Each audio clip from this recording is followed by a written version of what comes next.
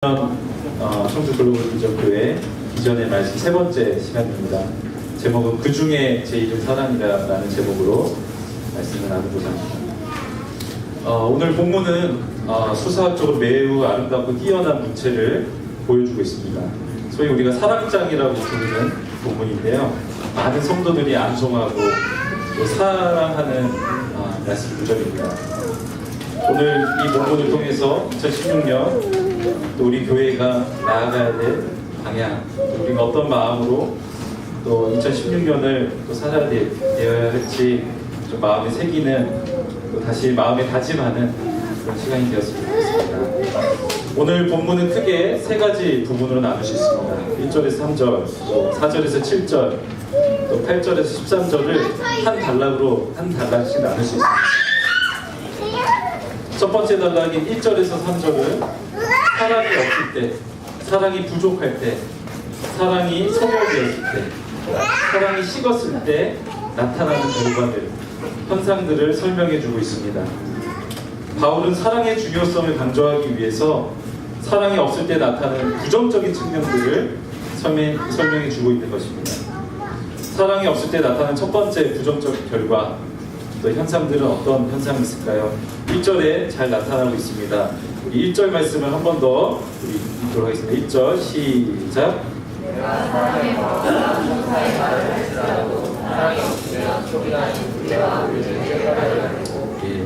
소리나는 구리.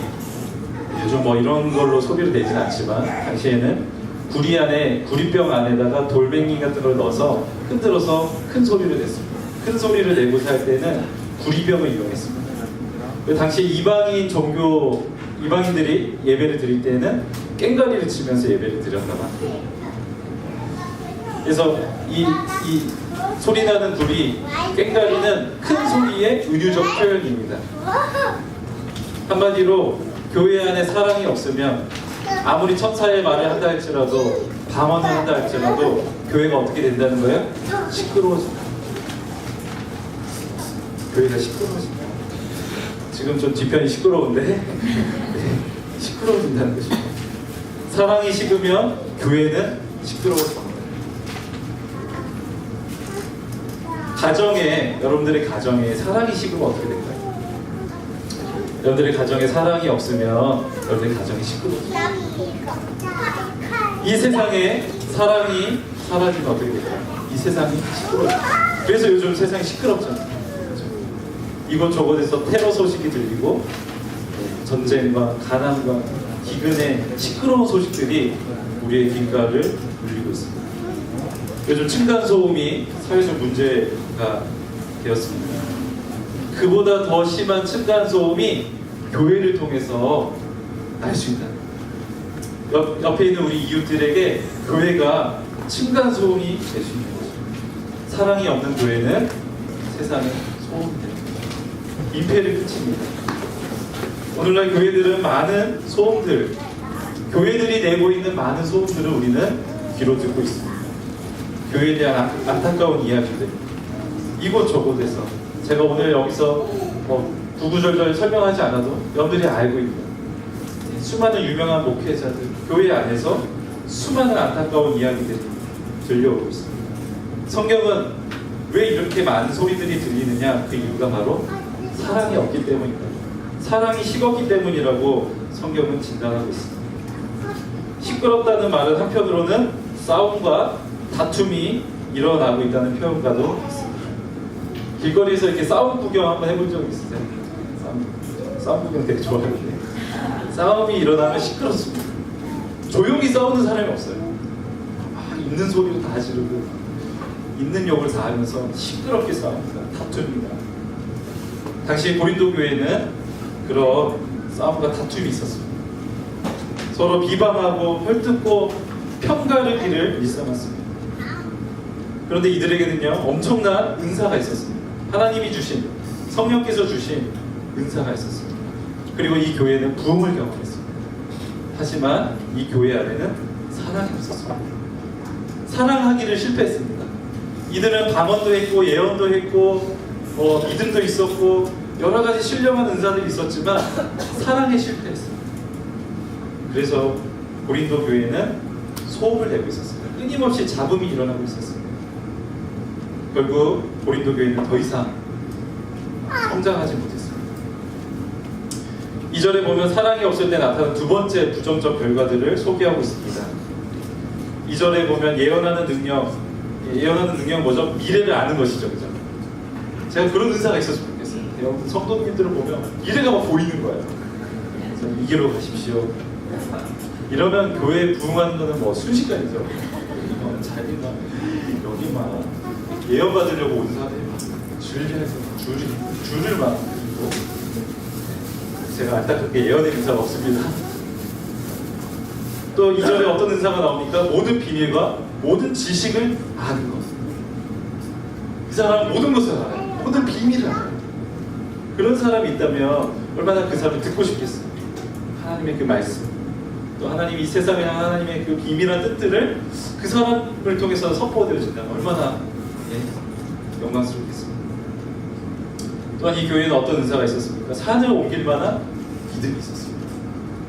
믿음이 얼마나 좋으면 산을 옮겨요. 여러분 우리 옆에 있는 뭐 화분 옮기기도 힘든데, 그죠? 화분 같은 거 저희 아내가 가끔 이제 뭐 겨울 되면 여름에는 밖에 꺼내놨다가 겨울 되면 안으로 이제 집에 들여야 되거든요. 그게 귀찮아가지고 이렇게 거의 동사 직전에 이제 이렇게 화분에 들여놓거든요. 근데 이 사람은 얼마나, 이 교회는 얼마나 믿음이 좋으면 산을 옮겨요. 하지만 그런 믿음, 그런 지식, 예언하는 능력이 있다고 할지라도 그 교회 안에, 그들 안에 사랑이 없다면 사도 바울은 무엇이라고 얘기하고 있습니까? 아무것도 아니라고 얘기하고 있습니다. 영어로 보면 I'm nothing. 나는 아무것도 아니다. 나에게 그러한 믿음과 지식과 능력이 있다 할지라도 사랑이 없다면 나는 nothing. 아무것도 아니다. 정말 이런 은사가 저에게 하나라도 있다면 정말 좋을 것 같아요. 이렇게 사역자의 입장에서. 그럼 뭐 1000명, 10,000명 목회하는 것은 정말 10분 중 먹기로 할 것 같아요. 어떤 목사님은 정말 우리가 이름만 대면 다 아는 목사님인데 이분은 치유하는 은사를 받으셨어요. 병고침의 은사를 받았습니다. 그래서 지금 교인 수가 무려 80만 명. 자기 교회 이름으로 모이는 성도 수가 80만 명. 하지만 성경은 그런 것을 부러워하지 말라고 말씀하고 있습니다. 왜냐하면 아무리 그렇게 큰 은사를 받았다 할지라도 그 은사를 가지고 있다 할지라도 사랑이 없다면 그것은 아무것도 아니기 때문에 그것을 부러워하지 말라고 성경은 이야기하고 있습니다. 바울은 주님께 쓰임받다가 버림받게 될 것을 늘 두려워했습니다. 자기는 많은 사람들을 구원했지만 자기가 구원받지 못할 것을 두려워했습니다. 오늘날 주님께 쓰임받는 많은 종들이 있습니다. 하지만 그들 또한 주님께 버림받을 수 있다는 것을 우리는 명심해야 됩니다. 그런 의미에서 은사는 독이 될 수 있어요. 독이. 하나님이 주시는 은사는 정말 좋은 것이지만, 정말 가치 있는 것이지만 이것이 사랑이 없다면, 사랑이 결여된 은사를 가졌다면 이 은사는 독이 됩니다. 우리 사역자들 중에 또 성도님들 중에도 이런 정말 엄청난 은사를 받으신 분들이 계세요. 권사님들 중에도 이런 분들이 계시고요. 저는 꼭 영적 은사만 은사라고 생각하지 않습니다. 재정도 은사예요. 재정도. 아멘. 우리 교회에 그런 은사를 많이 갖기를 축원합니다. 2016년에 좀 하나님 그런 은사를 좀 많이 주셨으면 좋겠습니다. 재정도 은사. 재정 은사는 누가 갑자기 아멘이 나오니까 당황스러운데. 뭐 노력해서 돈을 많이 벌었던, 부모를 잘 만나서 유산을 많이 받았던, 어쨌거나 그건 뭐예요? 은사. 하나님 주시는 거예요. 여러분 공부 잘하는 거 뭐예요? 은사입니다. 우리 대부분 은사를 잘 못 받아가지고 고생하고 있지만, 그렇죠. 공부 잘하는 은사예요. 엉덩이를 붙이고 공부를 한다는 건 정말 은사예요. 그런데 그렇게 많은 은사를 받으신 분들이 인생의 말년에 아름답지 못한 열매들, 결과들을 맺을 때는 종종 있습니다. 정말 하나님이 많은 은사를 주셨고 많은 재정을 주셨는데 많은 정말 이렇게 지식을 주셨고 공부할 수 있는 능력을 주셨는데 그것을 잘 사용하지 못했어요. 정말 하나님이 원하시는 결과들을 내줘내지 못하는 사람들이 많이 있습니다. 어떤 신령한 은사가 있다고 해서 많은 은사를 받았다고 해서 반드시 그가 하나님이 원하는 그런 사람이 되는 것은 아닌 것 같습니다. 그래서 저는 하나님 저에게 설교 잘하는 은사를 주십시오 이렇게 기도하지 않는 거죠. 하나님 제가 사랑의 은사를 주십시오. 정말 제가 설교에 실패할지라도 사랑에 실패하고 싶지 않습니다. 사랑하는 사람 되게 해주십시오. 여러분들의 기도 제목은 무엇입니까? 무엇을 보고 기도하고 있습니까? 마지막으로 3절에 더 충격적인 이야기를 하고 있습니다. 사랑이 결여됐을 때, 사랑이 없을 때 나타나는 결과들 무엇일까요? 내가 내게 있는 모든 것으로 구제하고 또 내 몸을 불사르게 내줄지라도 사랑이 없으면 무엇이다? 아무런 유익이 없다. 그래서 구제한다는 말은 헬라어 원어를 보면 먹이다라는 뜻이 있습니다. 먹이다. 구제한다는 것은 다른 사람에게 먹을 것을 주는 거예요. 여러분 이것보다 더 큰 사람이 어디 있어요? 먹을 것을 주는 거. 감동 안 되세요? 저희 이제 이렇게 집에 가면 부모님들이 뭐라고 하세요? 밥 먹어라 해서. 밥 좀 먹어. 근데 밥 챙겨주는 게 뭐야? 사랑이에요. 아멘. 엄마 나 가야 돼 이러면 뭐라고 해요? 밥 먹고 가 이러잖아요. 밥 먹고 가. 사랑을 먹고 가라는 거예요. 그리고 또 이렇게 오랜만에 만나면 뭐라고 해요? 너 밥은 챙겨 먹고 다니냐? 얼굴 왜 그래? 푸석푸석해. 먹을 게 주는 게 우리는 사랑이라고 생각합니다. 그런데 그것 가운데에서도 사랑이 결여될 수 있다. 우리 교회가 정말 이웃들에게 떡을 나눠주고 먹을 것을 나눠주고 실질적인 필요들을 채워줘야 돼. 하지만 그것 안에 사랑이 빠져있다. 그것은 자신에게나 그들에게 아무런 유익이 없다는 것입니다. 떡을 주는 것보다 더 근본적인 것은 무엇이라고요? 그들을 사랑하는 것이다. 그리고 내 몸을 불사르게 내줄지라도 여러분 몸을 누군가가 나를 위해서 몸을 불사르게 내줘요. 이게 정말 사랑 아닐까요? 사랑. 누가 나를 위해서 막 그렇게 적극적으로 열정적으로 헌신적으로 나를 섬긴다면 사랑이라고 생각합니다. 그런데 오늘 본문을 보면 몸을 불사르게 내어준다 할지라도 그 안에 사랑이 없다. 가정법 사랑이 없습니다. 성경은 그럴 수 있다는 것이죠.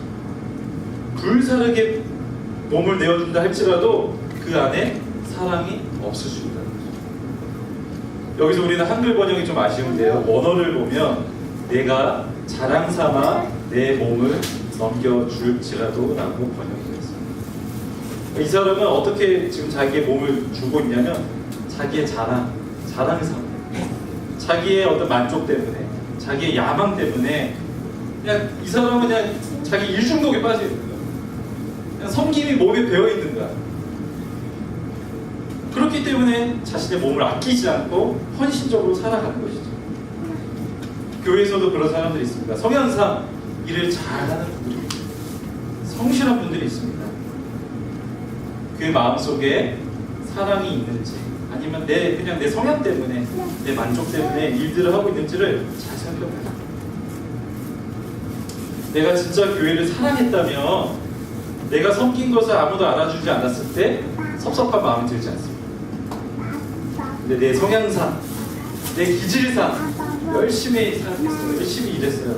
근데 사람들이 나의 수고를 알아주지 않아요. 그럼 어떻게 해요? 섭섭합니다. 왜 사람들 내 수고를 알아주지 않지? 그런 생각이 든다면 그건 사랑이에요. 저도 저희 집에서 이제 저희 고생하는 저희 아내를 위해서 막 설거지를 해요. 설거지를 하고 청소를 합니다. 저희 아내가 이제 뭐 외출하고 딱 들어오면 알아주기를 바라는 마음이 있어요. 괜히 막 이렇게 접시도 한번 만져보고 한 번 더 이렇게 모으고 막 알아주지 않을 때 막 섭섭해요. 알아줄 때 막 기분 너무 더 오버하고 그게 뭡니까? 결국은 제가 사랑으로 하는 게 아니라 이런 거죠. 자랑으로 삼고 싶어서 제가 섞였다는 거죠. 주님이 보시는 것은 행위가 아니라 행위 그 자체가 아니라 그 행위에 넘어 있는 내적 동기, 그것을 한 근본적인 이유가 무엇인지를 주님은 보고 계십니다. 만약 내가 구제하였고 남들에게 다른 사람을 위해서 몸을 내어주었다 할지라도 그 마음의 동기가 사랑이 아니었다면 그것은 자기 자신과 상대방에게 아무런 이익을 주지 않는다. 그렇다면 진정한 사랑은 무엇인가? 진짜 사랑이 뭘까요? 사도 바울은 4절에서 7절에 걸쳐서 13가지로 사랑을 묘사하고 있습니다. 첫 번째로 사랑은 무엇입니까? 4절에 오래 참는 것입니다. 두 번째로 친절하게 행동하는 것입니다. 세 번째는 시기하지 않는 것입니다. 네 번째는 자랑하지 않는 것. 다섯 번째는 교만해하지 않는 것입니다. 잘난 체 하지 않는 것. 이제 원어로 보면 부풀게 하다, 부풀어 오르게 하다 이런 거. 자기를 이렇게 과장되게 포장하고 자기가 이렇게 우쭐하는 그런 마음을 갖지 않는 것입니다. 여섯 번째는 무례히 행하지 않는 것입니다. 정말 이렇게 한국교회 성령 사역자라고 하는 분들 중에 굉장히 무례한 분들이 있습니다. 무례히 행하는. 저는 그것은 성령의 역사라고 생각하지 않습니다. 성령의 열매는 무엇이에요? 무례히 행하지 않는 사랑. 성령은 사랑의 영이에요. 성령은 어떤 에너지나 파워가 아닙니다. 성령은 사랑의 영이죠. 그렇기 때문에 무례히 행하지 않습니다. 일곱 번째, 사랑은 무엇입니까? 자기의 유익을 구하지 않습니다. 여덟 번째, 성내지 않습니다. 근데 이 성내지 않다는 말이 수동태로 사용됐어요. 성나게 하다, 화를 돋우다 이런 뜻을 가지고 있어요. 자, 이 말은 무슨 말이냐면 내가 능동적으로 화를 낸다는 말이 아니라 내가 다른 사람에게 화를 돋우는 사람이 되지 않는다는 사람. 이해가 되세요? 그러니까 물론 화를 안 내는 것도 사랑인데 화를 내지 않게끔 하는 거예요.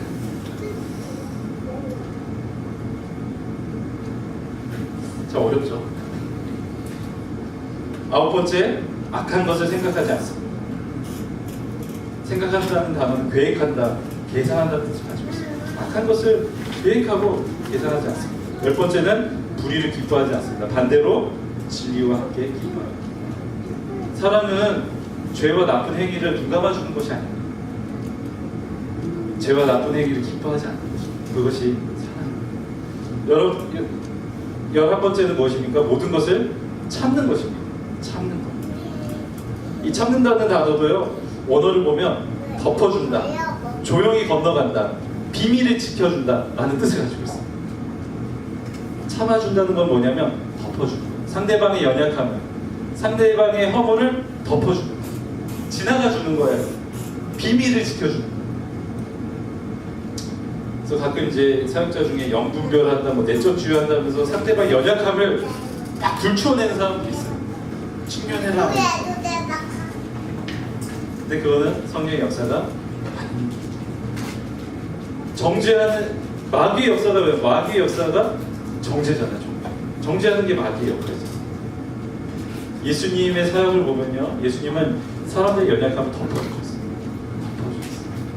하나님도 아담과 하와가 범죄했을 때 어떻게 해요? 짐승의 가죽을 벗기셔서 그들의 연약함을 덮어주시고 그들의 수치와 부끄러움을 덮어주세요. 그게 뭐예요? 사랑입니다. 알지만 얘기하지 않는 거예요. 보이지만 못 본 척 하는 거예요. 12번째, 사랑은 무엇입니까? 모든 것을 믿어주는 것입니다. 13번째는 모든 것을 견디는 것입니다. 근데 바울은 특이하게도 이 13가지로 사랑을 정의하면서 명사나 형용사를 사용하지 않고 모두 동사를 사용하고 있습니다. 사랑은 움직입니다. 근데 그 사랑은 다른 사람에게 사랑이 이렇게 대상이 이렇게 달라지는 거고 성경에서 말하는 사랑은 뭐예요? 행동이라는 거예요. 행위라는 거예요. 어떤 추상적인 개념이나 어떤 느낌, 감정이 사랑이 아니라 성경이 말하는 사랑은 구체적인 행동, 구체적 결단이 사랑이라고 성경은 이야기하고 있습니다. 사랑에는 의지적 결단이 필요합니다. 누구나 감정적으로 사랑하는 것은 누구나 할 수 있어요. 그렇죠? 연인 관계에서도 사랑에 빠지는 것은 누구나 할 수 있습니다. 하지만 그 사랑을 지속하는 것은 의지적 결단이 필요합니다. 이성교제 하다가 반드시 그 지점이 와요. 그 감정이 식고 의지적 결단을 내려야 될 순간이 옵니다. 그때 주변 분들이 도와주셔요. 사랑을 선택해요. 근데 그때 헤어져 이러면 어떻게 해요? 헤어질 거야. 헤어져요. 그러시면 안 돼요. 의지적으로 결단해요. 그러면 이제 이렇게 결혼에 꼬이는 거죠.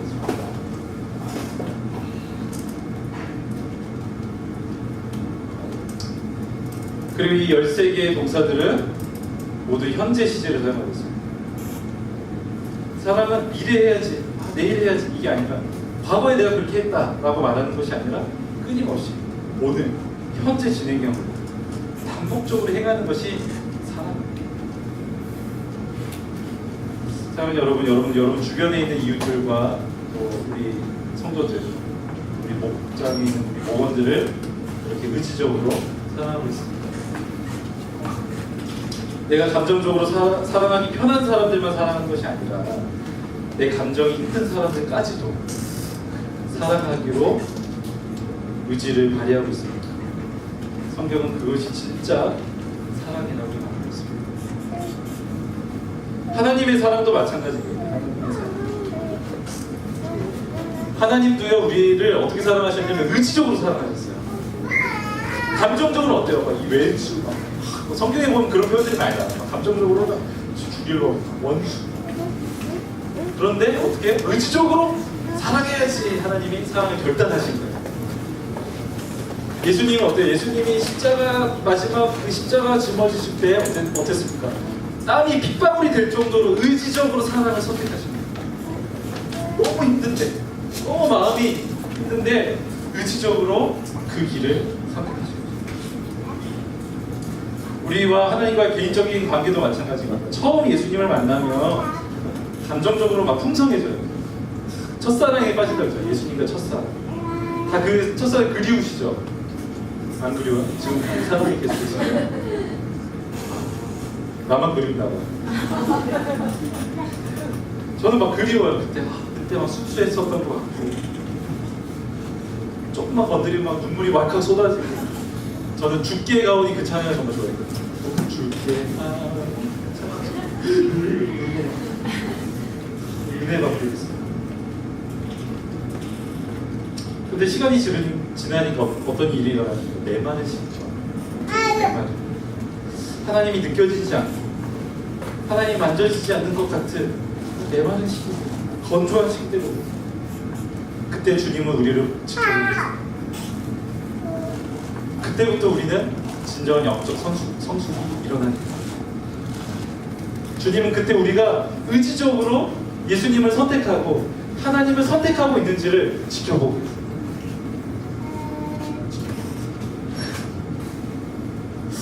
혹시 요즘 하나님 여러분들 지켜보고 계시지 않나요? 내 마음 건조 너무 힘들어.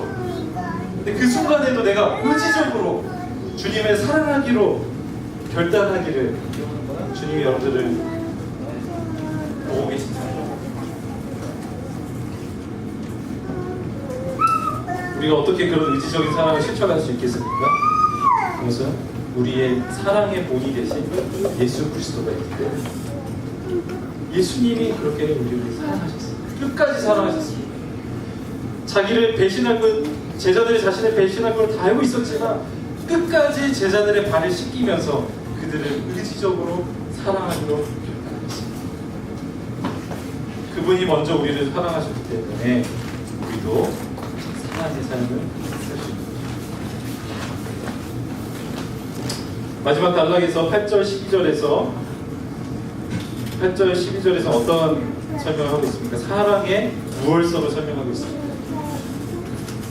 이 13가지 이 사랑이 얼마나 우월하냐라는 것을 바울은 이야기하고 있습니다. 바울은 기독교에는 여러 가지 가치와 덕목들이 있다라고 소개하고 있습니다. 특별히 가장 핵심적인 가치는 무엇이냐면 믿음과 소망과 사랑입니다. 이 세 가지는 항상 있습니다.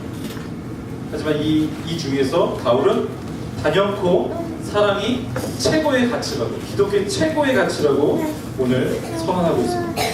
왜 사랑이 최고입니까? 왜 사랑이 최고예요? 최고는 무엇이냐면 끝까지 남는 게 최고예요. 사랑과 믿음, 소망을 견주었을 때 끝까지 남는 것, 그게 최고가 됩니다. 그렇다고 한다면 믿음과 소망은 어때요? 소멸되고 사라지는 가치다. 언제? 예수님이 이 땅에 다시 오셨을 때, 재림하셨을 때 믿음과 소망은 사라져버리는 것입니다. 그것이 의미가 없다는 얘기가 아니라 더 이상 예수님이 오시면 이제 이렇게 믿음으로 살아야 되지 믿음으로 사는 게 아니에요. 주님이 오셨는데 지금 주님이 보이지 않고 주님이 오시지 않으니까 믿음으로 우리가 이 경주를 해야 되잖아요. 소망을 가져야 되죠. 예수님의 그 재림의 때를 소망해야 되잖아요. 근데 예수님이 오시면 믿음도 사라지고 소망도 사라집니다. 근데 주님이 오시는 그날에도 변하지 않는 가치가 뭐예요? 사랑입니다. 사랑은 영원합니다. 사랑은 변하지 않아요. 그날이 되면 예언도, 방언도, 지식도 끝이 납니다. 사라집니다. 그러나 사랑은 영원합니다. 사랑은 사라지지 않습니다. 마지막 날 심판 때에 우리가 예수님 앞에 섰을 때 주님이 우리에게 무엇을 물어보실까요? 뭘 질문하실 것 같아요?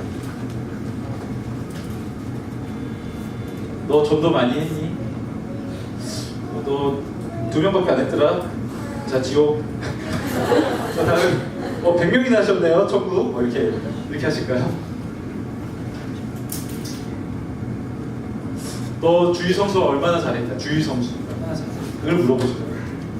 제 말은 주의 성수 하지 말라는 말이 아니라 주의 성수 잘해야 되지. 주님이 그거 체크하셨을까요? 출석 체크. 너 헌금 얼마나 했니? 얼마나 했나 볼까? 기부금 영수증 가져와봐. 그래서 이렇게 그런 거 이렇게 체크하실까요? 너 어디 선교단체니? 너 어디서 했어 선교단체? YM? 잘했네. 내 전국 가라. 이렇게 하실까요? 주님은 그런 걸 묻지 않으실까요? 마지막에 주님은 무엇을 물으실까요? 너는 나를 사랑했느냐? 그것을 물으십니다. 베드로가 예수님을 3번 부인했을 때 부인하고 다시 어부의 삶으로 돌아갔어요. 예수님이 부활하셨다는 소식을 들었지만 너무 부끄러워서 그냥 예수님께 갈 자신이 없었어요. 예수님 떠나서 갈릴리 호수에 가서 다시 어부가 됐어요. 그렇게 도망치듯 갈릴리 어부로 가버린 베드로에게 예수님이 찾아가셔서 그에게 마지막으로 하신 질문이 무엇일까요? 그게 바로 네가 나를 사랑하느냐? 예수님 베드로에게 마지막으로 하신 질문이 너 왜 나 배신했어? 그건 질문이야. 너 이제 나 진짜 믿지? 나 부활할 때 봐봐, 만져봐. 너 진짜 나 믿을 거야? 그렇게 묻지 않으셨어요. 예수님은 그가 배신자라는 걸 우리가 잘 알고 있어요. 배신자가 예수님을 사랑을 얼마나 사랑하겠어요. 하지만 예수님은 물으십니다. 네가 정말 나를 사랑하느냐? 헬라어에는 사랑이 여러 가지 종류가 있습니다. 예수님은 네가 나를 사랑하느냐라고 그 물으실 때 그 사랑을 아가페로 사용하셨습니다. 사랑의 최상격입니다. 비교 불가능한 사랑, 최상의 사랑, 최고의 사랑. 그 사랑의 단위로 물어보셨어요. 너는 나를 최고로 사랑하느냐 물어보셨어요. 그러자 베드로는 무엇이라고 대답합니까? 사랑의 최소 단위, 필레오로 대답합니다. 주님, 저는 주님을 좋아합니다. 저는 주님을 사랑하지 못했습니다. 저는 주님을 좋아할 뿐입니다. 그러니까 마지막으로 3번째 예수님 물으실 때에 시몬아, 그러면 너 나 필레오하니? 맞추세요. 너 나 사랑하니? 너 좋아하니? 너 나 좋아하니? 그러자 베드로가 이렇게 대답합니다. 네 주님, 당신이 모든 것을 아시지 않습니까? 제가 주님을 아가페하지 못합니다. 저는 주님을 필레오합니다. 저의 사랑은 크지 못합니다. 작습니다. 주님을 좋아하는 수준이에요. 근데 주님은 뭐라고 대답하세요? 내 양, 넌 여전히 나의 사명을 감당할 나의 제자다 라고 인정해주십니다. 하나님은 비록 그의 사랑이 작았다 할지라도 그 사랑을 귀하게 여기셨고 그 사랑을 기억하셨습니다. 왜냐하면 그 사랑은 작다 할지라도 영원한데, 우리가 저 천국에 가서 받을 상급이 무엇이겠습니까? 상급은요, 이 땅에서 주님을 사랑했던 거예요. 주님께 드렸던 그 사랑이 저 천국의 상급이 되는 거예요. 왜냐하면 그것만이 영원하기 때문에. 주님이 이 땅에 오셨을 때 모든 것은 다 사라지고 없어지겠지만 영원히 남는 것, 주님과 우리의 그 사랑, 그 관계가 남는 거예요. 그것이 상급이에요.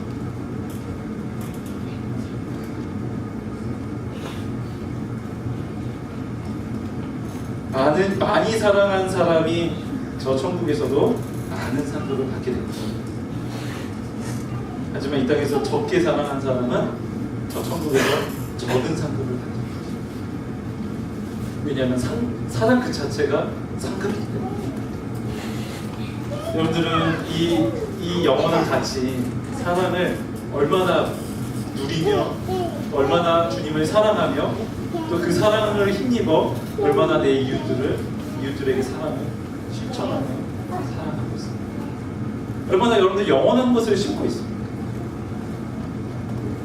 믿음, 소망, 사랑, 이 세 가지는 항상 있지만 그 가운데 제일 영원한 것은 사랑입니다.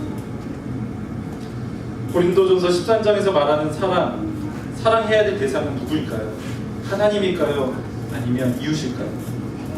사실 이런 부분은 사실상 의미가 없습니다. 왜냐하면 성경은 하나님 사랑과 이웃 사랑을 하나로 보기 때문에 그렇습니다. 하나님을 사랑하고 이웃을 사랑하는 것은 나눌 수 없다는 거예요. 그것은 하나라는 거죠. 하지만 우선순위상 먼저 하나님의 사랑을 알고 그분의 사랑을 힘입어 다른 이웃을 사랑해야 됩니다. 하나님과의 사랑이 없이는 이웃과의 사랑은 불가능합니다. 반드시 하나님의 사랑은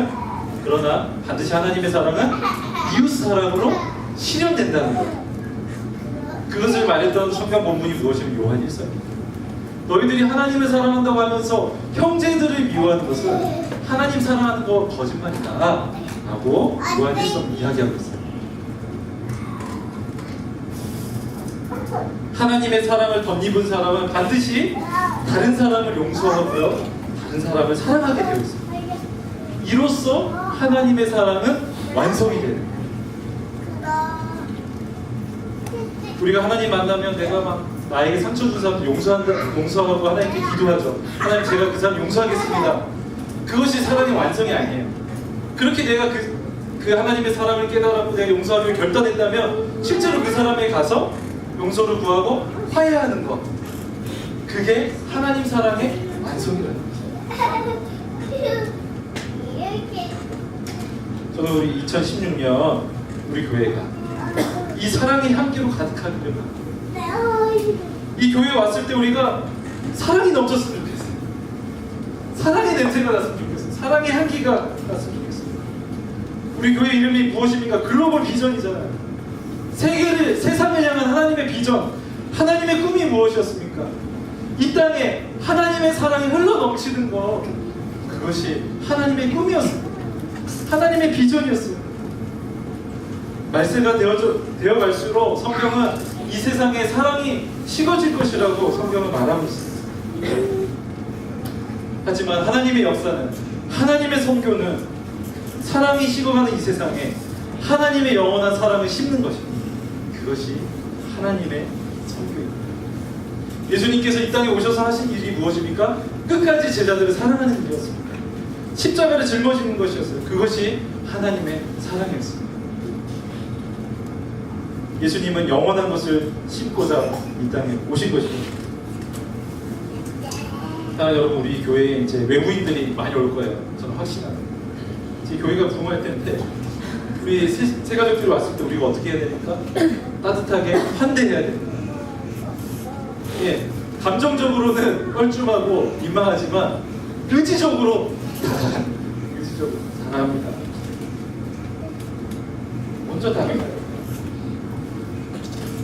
우리가 또 목장으로 나눠져 있지만 목장을 넘어서서 서로를 사랑하기를 우리가 한 해 동안 또 힘써야 될 것입니다. 주변에 있는 사람들의 어떤 필요들이나 또 어떤 걱정이 있지는 않으면 우리 돌아보고 서로 연합하고 서로 함께하기를 힘씁니다. 고통 가운데 있다면 함께 힘들어하고 함께 기도해주고 또 기쁨 가운데 있다면 함께 기뻐하는 그런 교회가 되는 거죠. 요한일서 4장 12절에 이런 말씀이 있습니다. 세 번역인데요.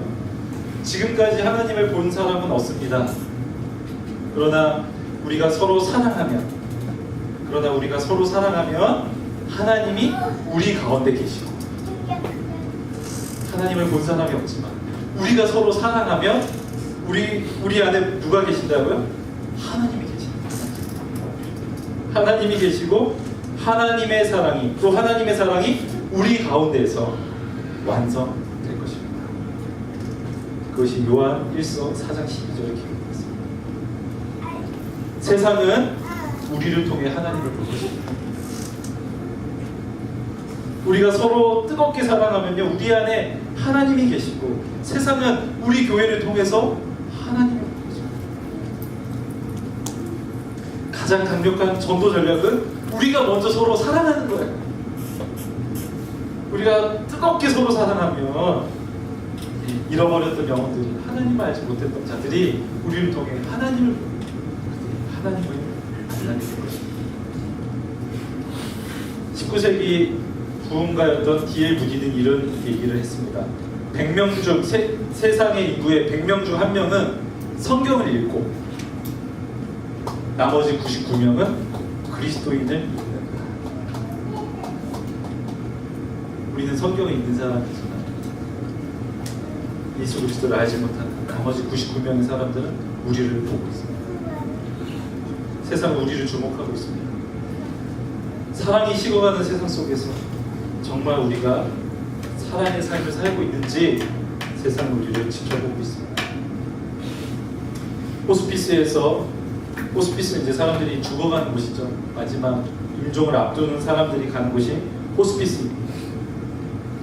그곳에서 섬겼던 한 사람은 자기가 책을 쓰면서 이런 얘기를 했습니다. 수많은 사람들이 호스피스에서 죽어갈 때에 그 사람들 인생에 후회했던 것은 무엇이었냐면, 내가 돈을 더 많이 못 번 거, 내가 더 성공하지 못한 거, 내가 더 큰 집에서 살지 못한 것을 후회했던 것이 아니라 그 사람들이 공통적으로 한 가지로 후회했던 것이 무엇이냐, 내가 더 사랑하지 못하고, 내가 내 가족을 더 사랑하지 못하고, 내 이웃을 더 사랑하지 못하고, 그것을 후회했던 거죠. 저는 고3 때 저희 할머니가 돌아가셨습니다. 저희 친할머니. 저희 거의 제 2의 어머니와 같은, 엄마 같은 분이셨는데, 어렸을 때 5살 때까지 저를 키워주셨던 거예요. 근데 그때는 저희 할머니가 돌아가신 게 크게 와닿지 않았어요. 너무 어려가지고. 고3 때 공부도 안 했는데 너무 바쁘다고 그 의미가 잘 느껴지지 않았어요. 제가 철이 들고 나이가 드니까 할머니의 죽음이 너무나 안타까워요. 근데 저희 할머니가 치매로 죽으셨어요. 저희 가정이 4년, 5년 동안 같이 저희 가정에서 함께 살았는데, 저는 저희 할머니 때문에 너무 힘들었어요. 사실. 저희 할머니가 정말 이렇게 치매 걸리신 분들이 정말 이상한 행동들을 하시거든요. 막 밖에 나가시고. 그래서 저희 막 집 안에다가 자물쇠를 걸어놨어요. 못 나가서. 할머니가 돌아가시고 나는데 제가 어느 날 후회가 되는 거예요. 할머니를 더 사랑하지 못한 거, 그때 할머니를 더 돕지 못한 거, 할머니를 더 이해하지 못한 거. 떠나고 나니까 더 이상 사랑할 수 없는. 우리는 뭐 시간의 차이가 있을 줄로 믿습니다. 누구는 더 빨리 주님께 갈 수도 있고, 또 어떤 분 더 여기에 오래 남아서 주의 일을 섬겨야 되는 분도 있습니다. 우리가 한 해 우리에게 주어진 이 시간 후회 없이 사랑하는 삶을 살아갔습니다. 주님을 사랑하고 우리에게 주어진 이웃들을 사랑하고 우리 교회가 서로 사랑하는 그런 분위기가 되었으면 좋겠습니다. 저는 2016년 비전의 말씀을 세 차례 거쳐서 전했습니다. 첫 번째, 시편 121편. 나의 도움은 어디서 올까? 나의 도움은 저 산들에서 오는 것이 아니라 그 산들을 만드신, 천지를 지으신 하나님께 온다라고 말씀을 전했습니다. 두 번째 말씀은 복음의 시작입니다. 이 말씀은 우리가 2016년 한 해 비전의 말씀으로 삼을 말씀입니다. 마가복음 1장 1절. 예수님은 하나님의 아들이시고 그리스도이시다. 그분만이 우리의 주인이시다. 하지만 그 주인 되신 그분은 우리에게 낮아짐을 없습니다. 그 예수 그리스도의 복음 위에서 우리가 다시 이 교회 공동체를 세워가자고 말씀드렸습니다. 하지만 오늘 저는 그 중에 제일은 사랑입니다. 우리 교회 공동체의 믿음과 소망과 사랑을 붙들어야 할 텐데, 그 중에서 우리가 가장 헌신하고 우리가 붙들어야 될 열매는 하나님이 원하시는 사랑입니다. 그래서 우리가 2016년 우리 교회 공동체가 정말 사랑으로 열매 맺는, 사랑의 향기가 나는 그런 교회, 그런 주님의 자녀들 되었으면 좋겠습니다. 이제 우리 같이 찬양 한 곡 하고 우리 좀 기도로 마쳤습니다.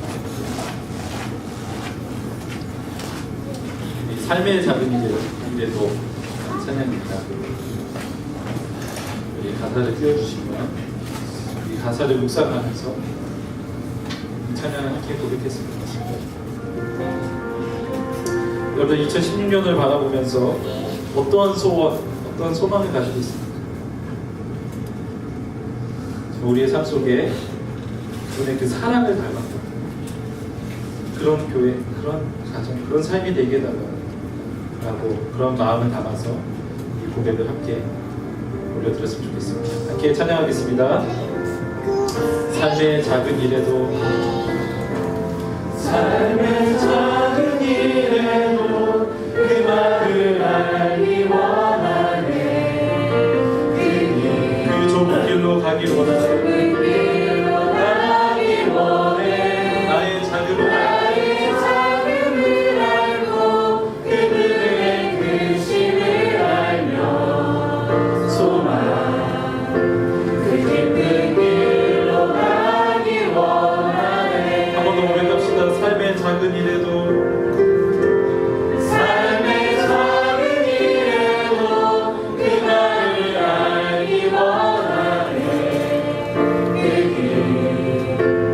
좁은 길로 가기 원해.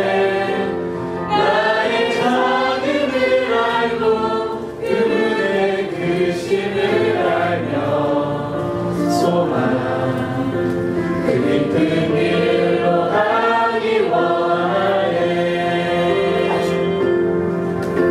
저 높이 솟은 산이 되기보다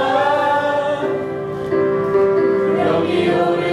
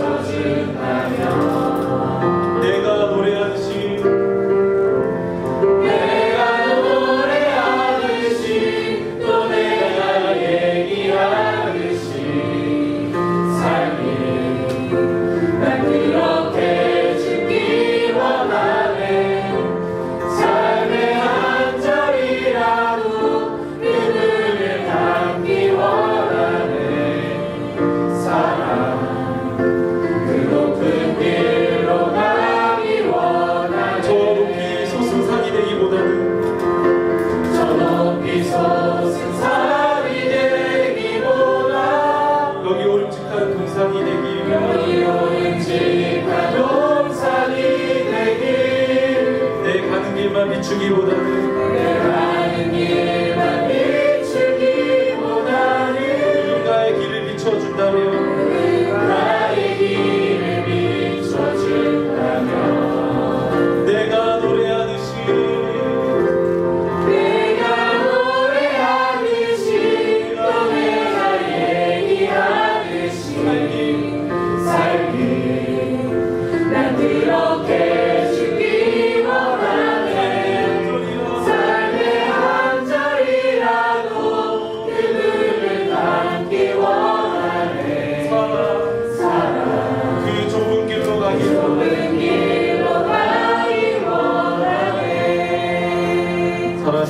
이 시간 우리 함께 들은 말씀을 생각하면서 기도의 자리를 나눴으면 좋겠습니다. 주님, 우리가 2016년 무엇을 심고 무엇을 소망하고 있습니까? 우리가 더 부자 되는 것, 우리가 더 안정적으로 사는 것,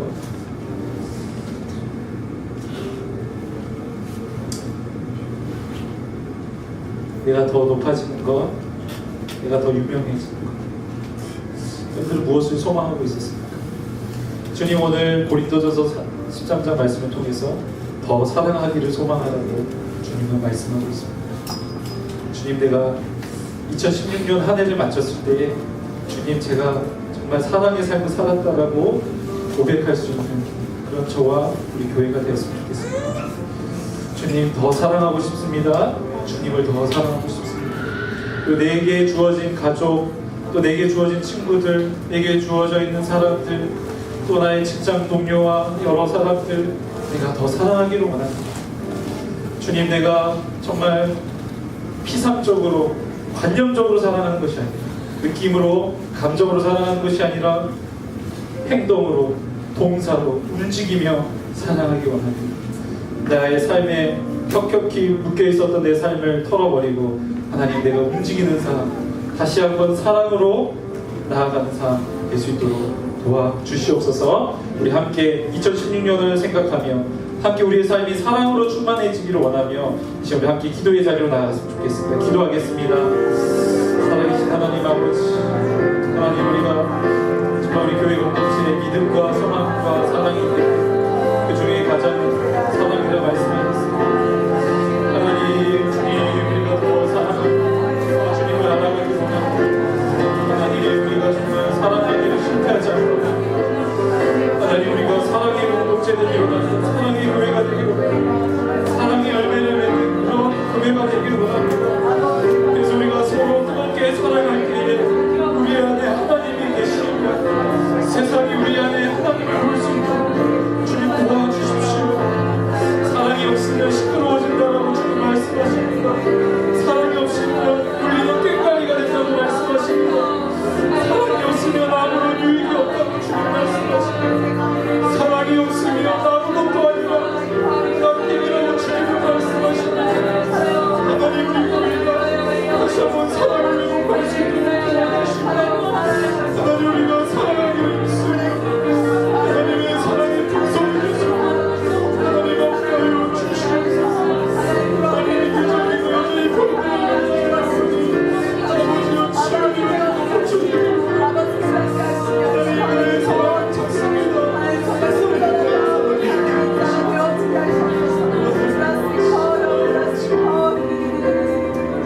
이제 우리 한 번 더 좀 기도했으면 좋겠습니다. 우리 마지막으로 기도했으면 좋겠습니다.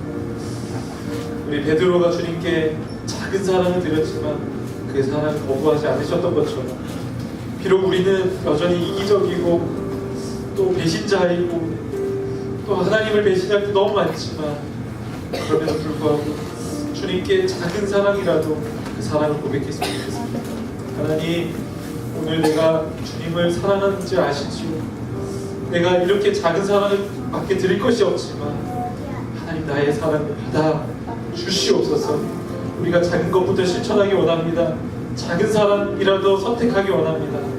하나님, 이 시간 우리에게 원하시는 것은 큰 사랑이 아니라, 아가페의 사랑이 아니라 작은 사랑도 꾸짖지 않으시고 그것을 기뻐 받으시는, 기뻐 그 고백을 받으시는 분이십니다.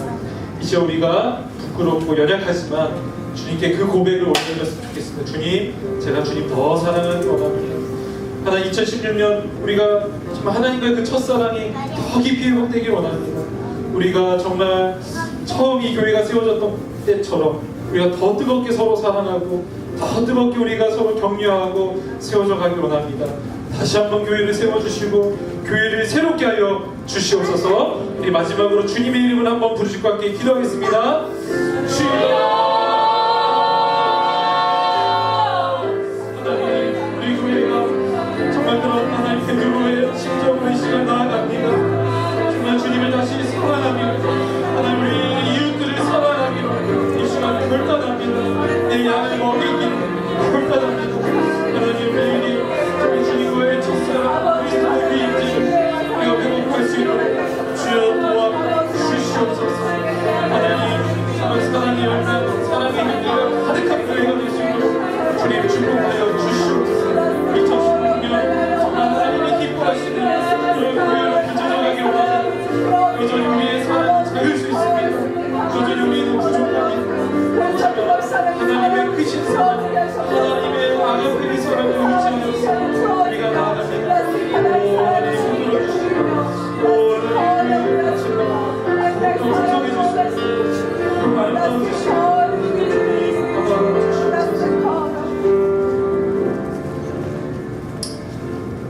우리 축복 기도하겠습니다.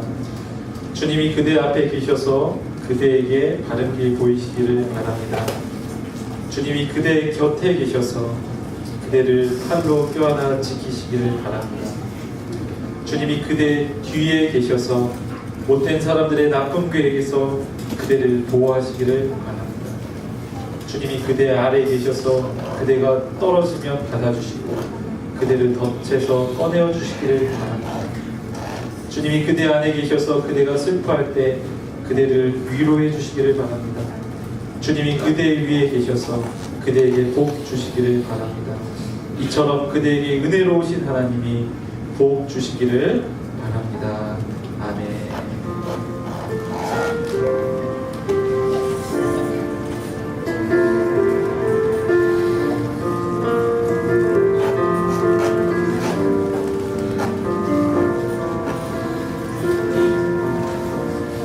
네, 감사합니다. 모든 예배를 마쳤습니다.